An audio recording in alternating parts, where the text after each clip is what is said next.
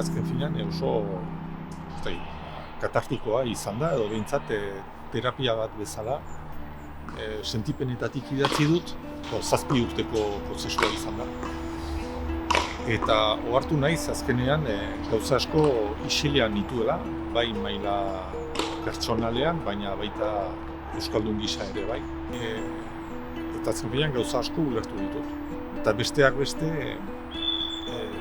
zapalkuntza egoeren inguruan, zapalkuntzena pluralean.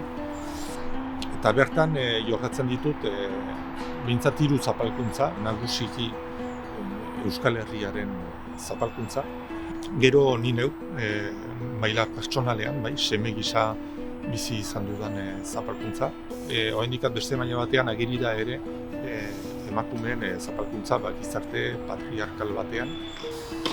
Eta nonbait ondorioztatu dut zapalkuntza guztiak eta horri gehitu geniezaioke langileen zapalkuntza. Denek daukatela halako dinamika bera bai edo prozesu bera, naiz eta intentsitatea eta modalitatea desberdina izan. Eta herri gisa ere, uste dut ezinbestekoa dela, uler dezagun denek zapalkuntza egoeran bizi garela oraindik. Eta hori ulertu ezean, nekez egingo dugu aurrera, diagnostikoa nahita ez zuzena izan da aurrera egiten.